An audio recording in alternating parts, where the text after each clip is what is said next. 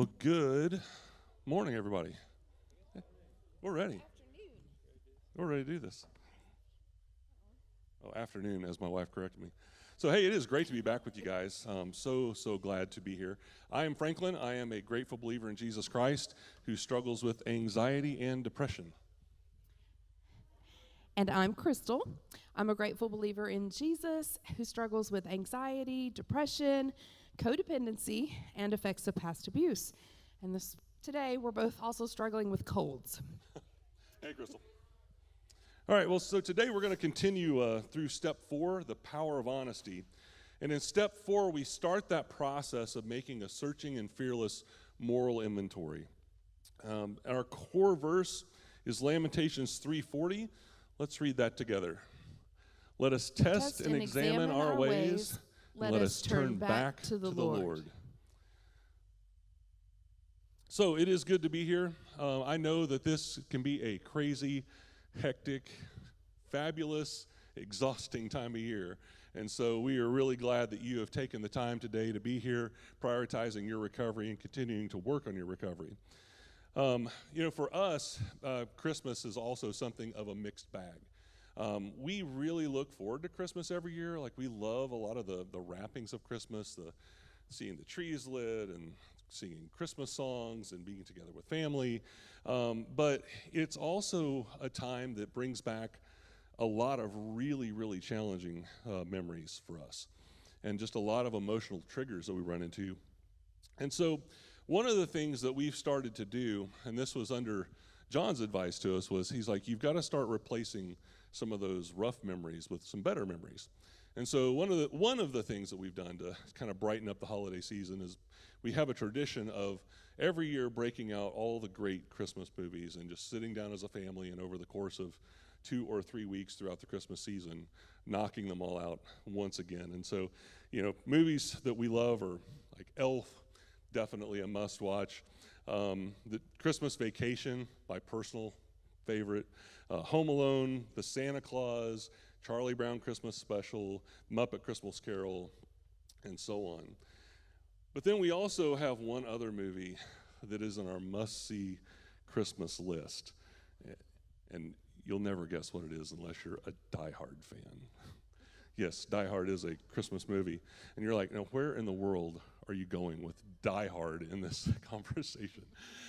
So today we're going to talk about one of the 4 relationship factors. We're going to talk about trust, and specifically about what to do when trust has been broken. How do you rebuild trust and build healthy trust relationships? And so woven throughout all the mayhem and chaos of Die Hard is an ongoing theme of trust. The movie starts off with Holly, John McClane's the main character. Holly is his wife. She has moved to LA with a new job, and they're separated and somewhat estranged, mainly because John is a control freak and won't leave his job in New York. So he flies to LA, coming out there trying to rebuild trust with his wife when everything breaks loose with the terrorists taking over the Nakatomi Towers. And then as the movie goes on, you see the trust issue play out again, where the LAPD don't know if they can trust John as being one of the terrorists, or is he a good guy? The FBI shows up and nobody trusts the FBI. There's Holly's coworker Ellis, who's completely untrustworthy in any scenario. And on it goes. And so ultimately you end up with John kind of all alone in this building and wondering who in the world can he trust. Well, so I mentioned this just because it was the spark of inspiration that brought us back to this idea of trust for the talk today. Now, none of us obviously have, saved the day in Nakatomi Tower, but I'm sure that we have all faced situations where we've had to deal with trust issues. Maybe we've been burned by somebody that we trusted, that broke that trust, that betrayed that trust. Or maybe we've been the one who actually betrayed someone else's trust and have had to work to try to restore a relationship that we caused to be broken. The thing is with trust is it can be really difficult to rebuild. It is a challenge to try to put the pieces back together. And sometimes we respond in a way where we just kind of wall ourselves off and we're like, I've been burned so many times, I'm not trusting anyone else. I'm not going to let anyone else get close enough trust me or to hurt me again. And that leads to a lot of dysfunction in our relationships and in our lives, and it's certainly not the place where God intends for us to live.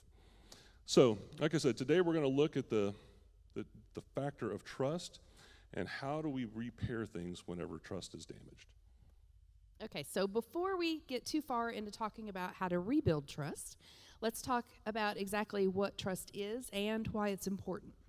One of the best definitions of trust that I have seen comes from a researcher named Charles Feldman. Feldman says, trust is choosing to make something important to you vulnerable to the actions of someone else. Let me repeat that. Trust is choosing to make something important to you vulnerable to the actions of someone else. I think John really drove this home in one of his quotes from chapter 4. It says, "Only those you care about can hurt you." So when people we have trusted hurt us, there is a tendency to do one of two unhealthy things in response to that broken trust. Some people just ignore it, ignore the fact that they were hurt and just go on and act like nothing happened. They're kind of like Charlie Brown, who keeps trusting Lucy time and time again not to yank that football away when he's getting ready to kick it, but she always does.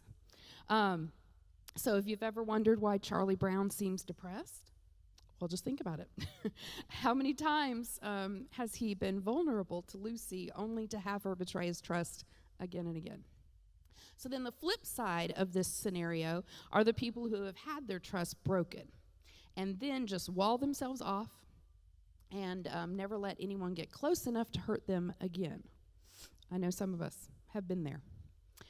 This type of isolation prevents healthy, intimate relationships from forming and often leads to loneliness and depression. So how do we build or rebuild healthy, trusting relationships? How do we build the healthy connectedness to others that God designed us for? Well, it starts by knowing who you can trust and who you cannot trust. There are definitely some people who you should not trust. For example, if you've ever been abused, you should never trust your abuser. They have proven that they are untrustworthy. But what about other situations? What about if a spouse has been unfaithful? Well, conventional wisdom, and I've heard this a lot, says once a cheater, always a cheater. But does that mean that you can never trust that person again? Maybe, but maybe not. In our case, I chose to trust my husband again. And over time, our relationship has grown stronger than it ever was before. But trust me, restoring that trust was not easy, and it didn't happen overnight. So what do you do when it isn't clear, when you don't know if you should trust someone or not? Well, first, pray and seek the will of the Father. Next, talk to your sponsor and seek their advice and guidance. Talk to your pastor, mature Christians at your church, where you can get some solid biblical counsel. And if you have a counselor or a therapist, talk to them. Get their opinion. And then always continue to pray, seeking God's guidance. And I believe He will show you whether you can trust again or not. But ultimately, it's a decision. And you might not always make the right decision. You might not always make the right call. You might get hurt again. That person might betray your trust again. It's definitely a risk when we choose to trust. But with any relationship, it's a risk. So when you do make that decision that you're going to try to work and rebuild trust, how do you go about this? Do you just go running in blindly and say, okay, I trust you again? Well, no, that wouldn't be a good idea. As Crystal said, restoring trust really is a process, and it takes time to heal some of the wounds that have been inflicted. And it's going to take both people in the relationship equation putting in effort to rebuild and to maintain trust. So what does this look like? What are the things that have to be in place in order to have a healthy, trusting relationship that lasts. Brene Brown is an author that I really like. She has done some great research in the area of trust. And she came up with a framework for a healthy trust relationship that she's wrapped in this acronym, BRAVING, using the word braving. And braving is a clever choice of words on her part, because ultimately with trust, what we're doing is we are braving making a connection with someone else. And so she uses this word braving. And so we're going to just walk through it step by step and hear the components of a healthy trust relationship. So the B in braving stands for boundaries. Have you all ever heard of boundaries before here at Recovery Live? Okay. Thought maybe you had. It wasn't just a new thing. Yeah, we talk about boundaries a lot. Boundaries are really, really, really important in a trust relationship. You've got to have clearly set expectations of what is and is not acceptable within a relationship. And then those boundaries not only need to be set and communicated, but they need to be enforced. Now, Crystal, you set a few boundaries with me when we were working on repairing our relationship. Why don't you walk us through one of those? Sure. Well, one of the biggest destroyers of trust in our relationship were all the lies that you told me when you were trying to cover up your pornography addiction. So one of the boundaries I set was that you had to be completely honest with me, no matter what. If I found out that you had lied to me about anything, then that would prove that I couldn't trust you, and we were going to separate.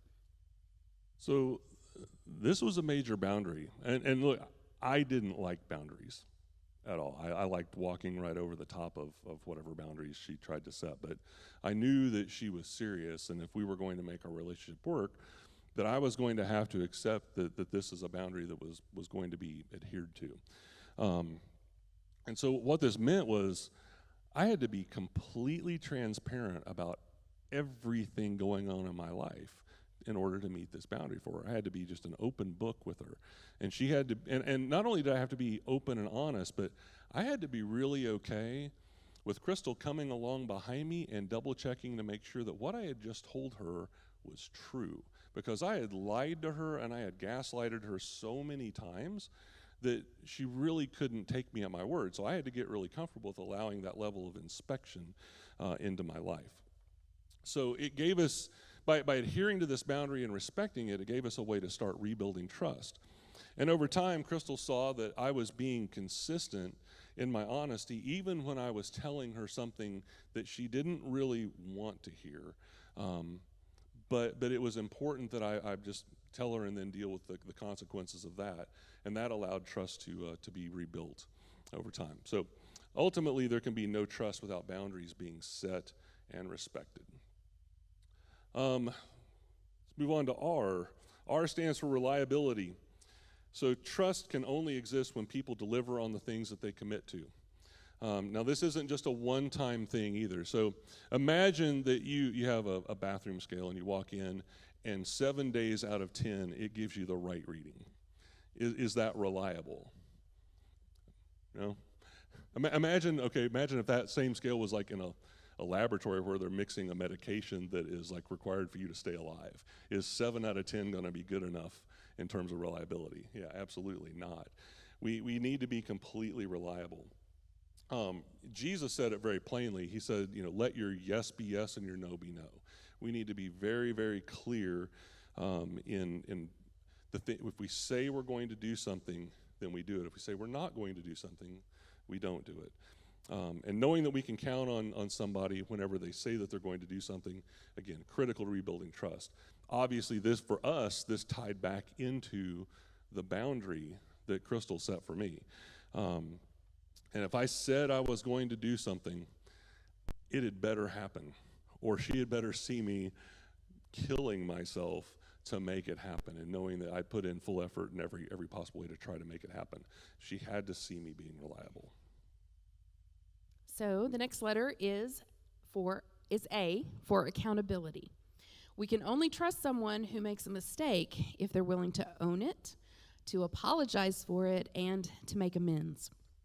On the other hand, when we make a mistake, then we can only trust someone if we're allowed to own it, apologize, and make amends. Accountability is a two-way street in that way, and will help build a healthy relationship. So we also need to trust someone more, we also tend to trust someone more when we see them being accountable to other people. Being accountable to others demonstrates a form of sincerity of action that goes beyond a simple desire to have a relationship with me. So when I saw Franklin being accountable to other people, it showed me that accountability was becoming part of his character. In a lot of ways for us, actually, accountability is where the process of rebuilding trust began for us, because whenever Crystal confronted me about my addiction in 2019, after I got over being mad for 3 days, when I went to her, I didn't just admit, okay, yeah, I have a problem. I said, I basically signed up to do something I swore I never would do. And I started attending recovery meetings 3 days a week. I found a counselor and started going to counseling sessions once a week, and eventually I found a psychiatrist and started working with a psychiatrist. All of that was part of accountability, but this wasn't for me just an act of manipulation trying to win Crystal back. I really thought I had destroyed our relationship at this point. I thought there was no coming back from where we were. And ultimately it was a decision of, I don't want to live like this anymore. I want to be healthy, and so I'm putting accountability into my life, and I'm going to work on me and find healing from my addiction. And that, again, when Crystal saw that I was taking on that level of accountability, it didn't happen overnight. It was still another 9-12 months from there that she said, okay, I see that you've been consistent in this, and so I think we can start working on some other things. Yeah, I was really skeptical about Franklin's sincerity. But, like I said, his willingness to be accountable to other people and not just myself about his addiction gave me a glimmer of hope that our relationship could be saved. So another key part of accountability is making amends. If you're the person who has destroyed trust, making amends is going to be a critical step. You will have to take full ownership for what you have done and ask what is needed to make things right. Timing is really important here. The person you have hurt might not be ready to hear your amends. You will have to work on his or her timetable. And like Franklin said, it could take months or longer. Don't rush it. Don't rush the amends. Don't pressure the person to forgive you. Forgiveness is a process. It doesn't happen overnight. And patience is a key part of amends and accountability. All right, moving on to the V. The V stands for the vault. What Brene calls the vault is one of our core boundaries here at Recovery Alive. It means that what is seen and shared in my relationship with someone stays with that relationship, unless I'm threatening to hurt myself or others. So what I share with you in confidence stays with you in confidence. But there's another side to the vault. It also means that what others have shared with you in confidence stays with you and is not shared with me. Proverbs 11:13 says, "A gossip goes around telling secrets, but those who are trustworthy can keep a confidence." If a good friend were to come to me and say, "Did you hear about Sally? She's getting divorced. I think her husband's cheating on her."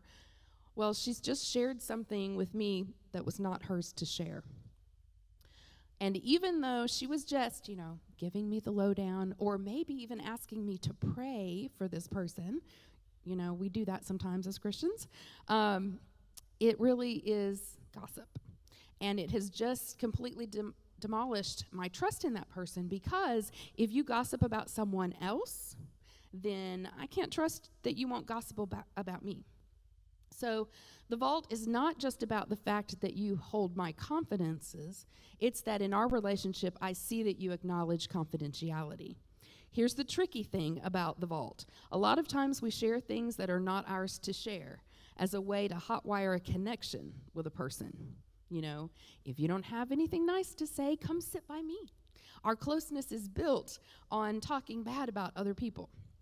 Well, that is not, that's not real trust. In fact, that's called common enemy intimacy. It's not real. The intimacy we have is built on hating, someone else or other people, but that's counterfeit. That's counterfeit trust. It's not real.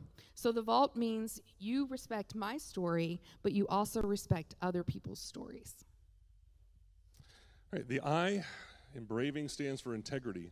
So trust is built in a relationship when each person acts from a place of integrity. And there's a lot of different definitions of the word integrity that are used today. C.S. Lewis is commonly quoted, integrity is doing the right thing even when no one is looking. You guys have heard that one before, I'm sure. But I actually like the definition that Brene Brown provides. She breaks integrity down into three parts. One is choosing courage over comfort. The second is choosing what's right over what's fun, fast, or easy. And the third is practicing your values, not just professing your values. And so you've heard us talk about in recovery, do the next right thing. Well, that's an integrity act, right? Whether the next right thing is hard or not, if it's the right thing to do the right thing. So we definitely want to be acting out of integrity. And again, if you watch people closely and hey, this is a person that you can count on, they're trustworthy, they're honest, they're reliable, they're always doing the right thing even when it's hard for them, that is a person that you can more easily trust. Oh, sorry, I got to keep going. Next is N, stands for non-judgment. So when I can fall apart, ask for help, and generally struggle with something without being judged, and vice versa, then that builds trust. And this is one of the most powerful things about Recovery Alive.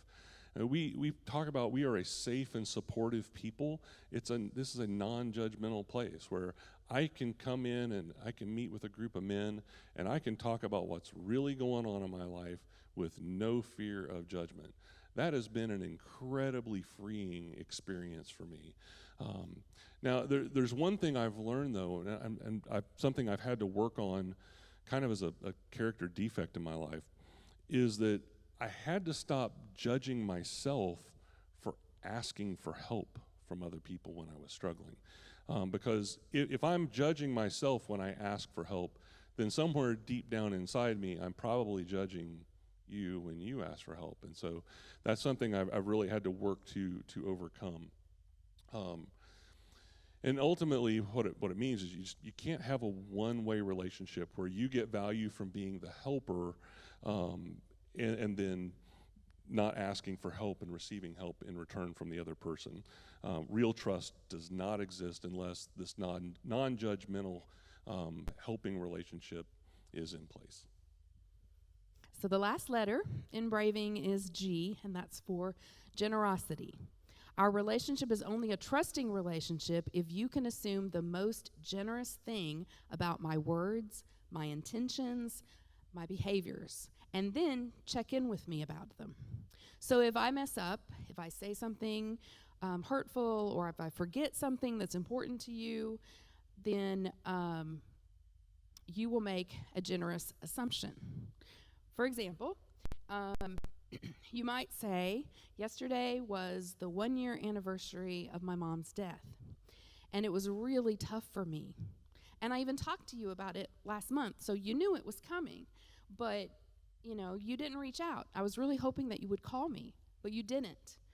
I know that you think it's a big deal, so I wanted to let you know that this really bothered me.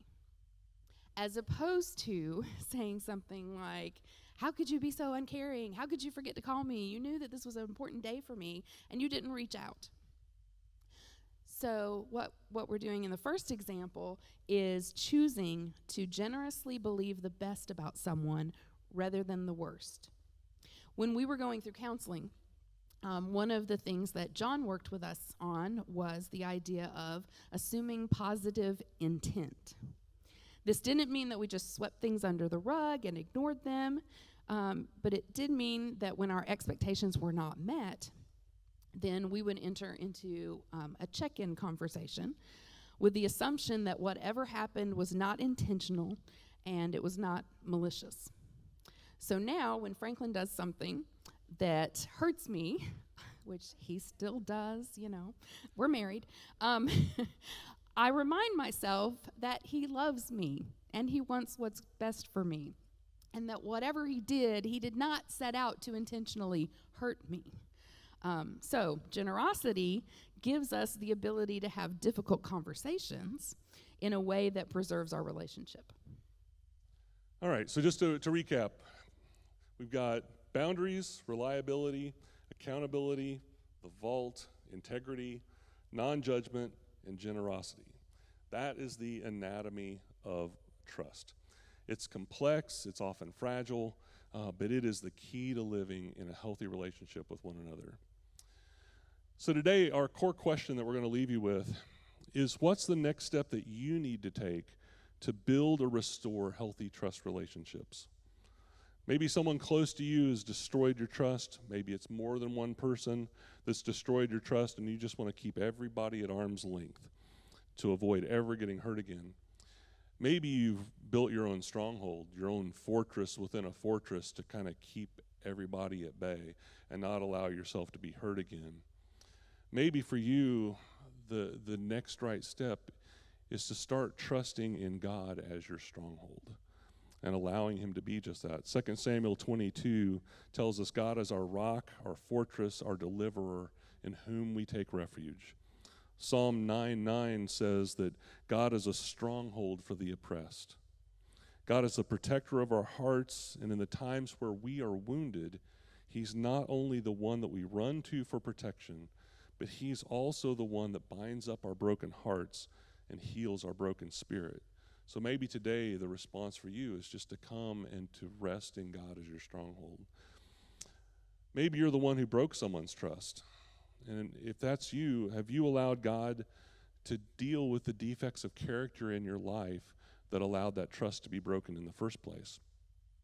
Are you being accountable for your actions? And what's the next step that you need to take to demonstrate trustworthiness to others? So whatever God has laid on your heart today, the altar is open. Come and call on him.